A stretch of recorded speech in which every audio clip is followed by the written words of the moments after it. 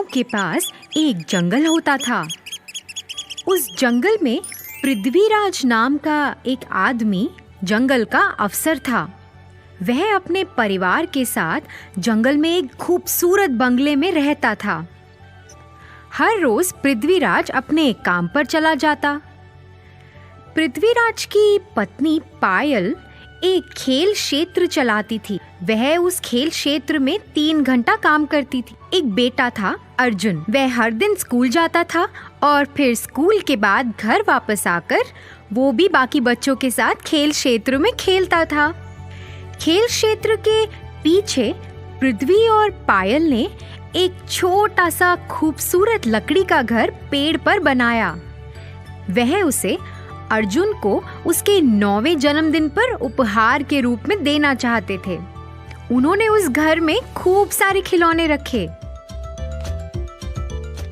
फिर जैसे ही एक दिन अर्जुन अपने स्कूल से घर आया, उसके माता पिता ने उसकी आंखों पर पट्टी बांध दी और उसे उस पेड़ के पास ले गए।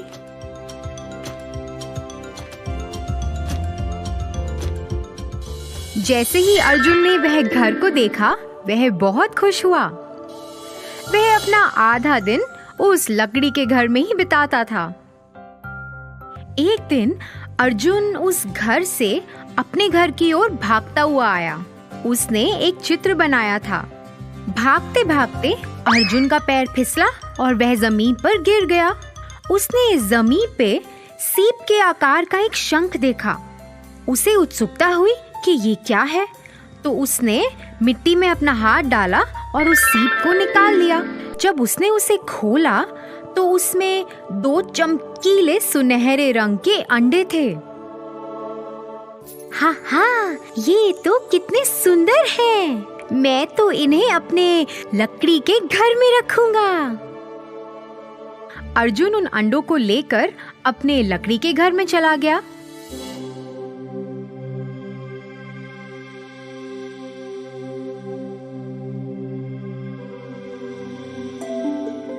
और उनके साथ खेलने लगा।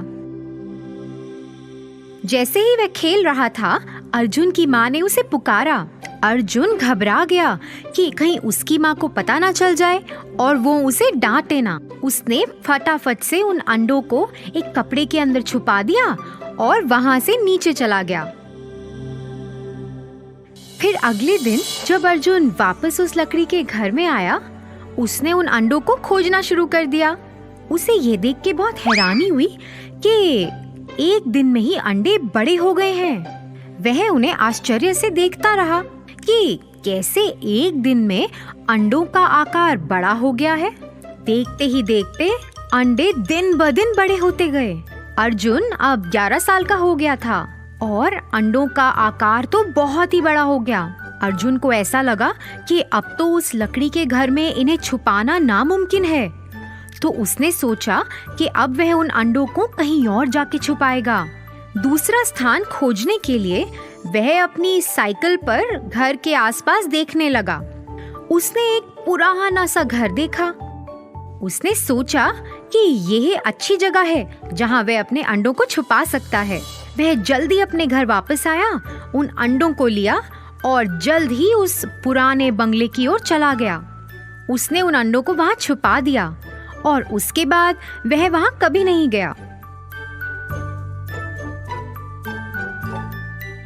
उसे तो उस घर से डर लगता था क्योंकि वह भयानक था। ऐसे ही कुछ साल बीतते गए। अर्जुन के 18वें जन्मदिन पर अर्जुन हिमेश को अपने साथ उस पुराने बंगले में चला गया। जैसे ही उन्होंने घर का दरवाजा खोला, दोनों आश्चर्यचकित रह गए। अंडे तो उनसे भी बड़े हो गए। ये क्या था? इतने बड़े कैसे हो गए अंडे? क्या ये सचमुच के सुनहरे अंडे थे? उनके दिमाग में ऐसे ख्याल आने लगे। दोनों ने तय किया कि वह अंडों का राज जानेंगे। इसीलिए वह पुस्तकालय में चले गए और कुछ किताबें पढ़ने लगे जिससे उन्हें अंडों का ज्ञान हो। पढ़ते पढ़ते अर्जुन को कुछ प्राप्त हुआ।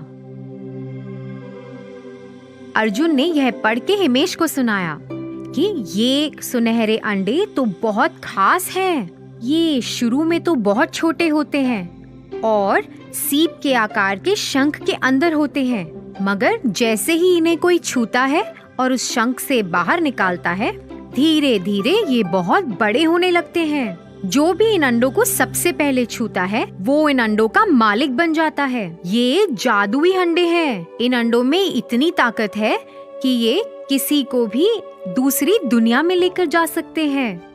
ऐसा करने के लिए अंडों के मालिक को अपनी पहली उंगली अंडों पर रखनी है।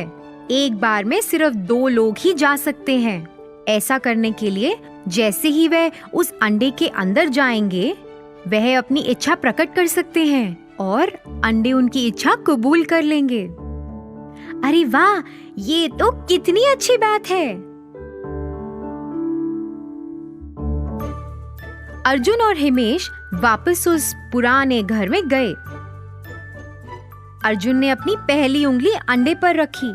जैसे ही उसने ऐसा किया, अंडे खुल गए। दोनों एक एक अंडे के अंदर शामिल हो गए। हमें अंतरिक्ष में ले जाओ।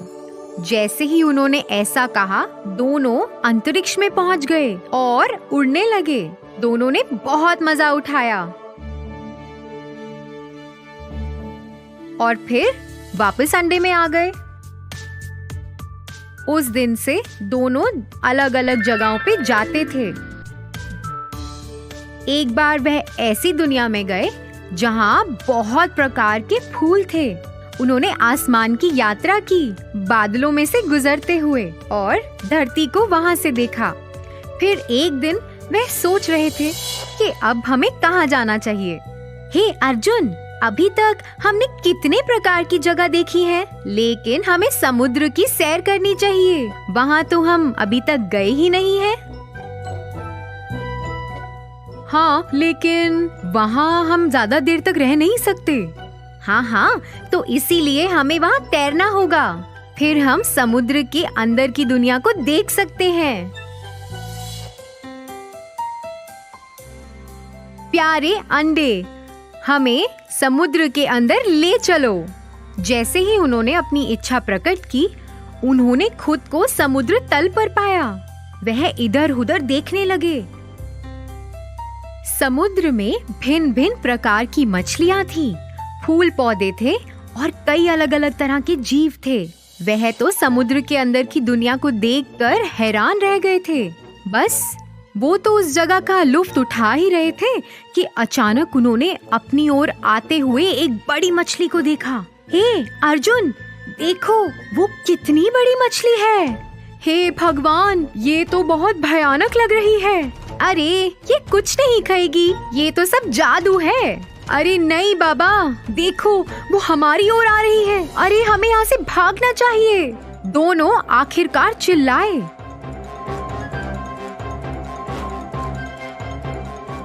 मेरे सुनहरे अंडे, मुझे यहाँ से वापस ले चलो। फिर जैसे ही उन्होंने ऐसा कहा, वह वापस अंडों के अंदर आ गए। उन्हें फिर एहसास हुआ कि जादू का तो इस्तेमाल करना उन्हें आ गया है, लेकिन उस जादू की मदद से उन्हें कहाँ कहाँ जाना है, इसकी उन्हें अभी तक खबर नहीं है। उन्होंने कभी ऐसा सोचा ही नहीं था कि ऐसी भयानक घटना भी उनके साथ घट सकती है। दोनों ने ये तय किया कि अब वह उस जादू का इस्तेमाल नहीं करेंगे। उन्होंने उन सुनहरे अंडों को बड़े से कपड़े से ढक दिया।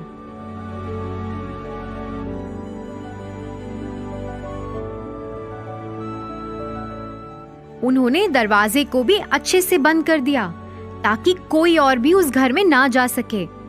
इसके बाद वह दोनों उस घर में मुड़कर कभी वापस नहीं लौटे।